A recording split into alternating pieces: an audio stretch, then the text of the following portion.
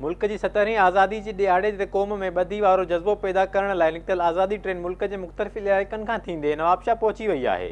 आज़ादी train Nawabshah railway station ते पहुती त म्यूनिसिपल कमेटी के चेयरमैन हाजी मोहम्मद अज़ीम मुगल, डिप्टी कमिश्नर नोमान सिद्दीक लाटकी ऐं औरतुनि मर्दनि तोड़े ॿारनि समेत हज़ारे शहरीन उन की आजियां कई। ट्रेन के इस्तक़बाल लाइ मोटरवे पुलिस ऐं म्यूनिसिपल कमेटी पारां धारदार कैंपूं पिण क़ाइम कयूं वयूं। उन मौके ते मोटरवे पुलिस पारां ॿारनि में तोहफ़ा पिण विराया विया। ट्रेन में चइनी सूबनि जा सकाफ़ती रंग ज़ाहिर किया विया हुआ, जंहिंखे ॾिसी माण्हुनि खे एॾो त मज़ो आयो जो औरतूं मर्द ऐं ॿार मुख़्तलिफ़ सकाफ़ती शयुनि सां गॾु सेल्फियूं कढाईंदा रहिया। डिप्टी कमिश्नर नवाबशाह नोमान सिद्दीक लाटकी हाजी मोहम्मद अज़ीम मुगल मीडिया सां ॻाल्हाईंदे चयो त आज़ादी ट्रेन जी आजियां लाइ आयल मर्दनि ऐं औरतुनि मीडिया सां ॻाल्हाईंदे चयो त हू सभु पाकिस्तानी आहिनि ऐं ट्रेन में सॼे मुल्क जा रंग ॾिसी खेनि तमामु घणी ख़ुशी थी आहे। आज़ादी ट्रेन जितां जितां बि गुज़री आहे उते अवाम उन जो शानदार इस्तक़बाल कयो आहे।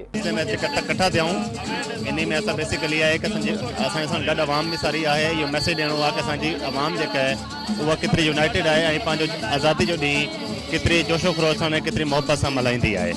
इन जे लाइ असां हिते सभु गॾु थियूं। आज़ादी ट्रेन अहिड़ो इक़दाम आहे पाकिस्तान रेलवे जो त जेका नौजवान नस्ल खे पंहिंजे वॾनि जेको उन जूं कुर्बानियूं आहिनि हुननि जी अवेयरनेस ॾींदी। मां ट्रेन अची रही आहे उन हवाले सां असां फुल प्रूफ सिक्योरिटी इंसान कया ऐं हिते माण्हू इंजॉय पिया कनि, असां बि इंजॉय पिया कयूं। आज़ादी ट्रेन के हवाले से मोटरवे पुलिस अवेयरनेस देने के हवाले से अपनी यकजहती की यकीन दहानी पाकिस्तान सब कौमों का एक ही है और इसमें कोई सिंधी नहीं है, कोई मुहाजिर नहीं है, कोई पंजाबी नहीं है, कोई बलोच या पठान नहीं है।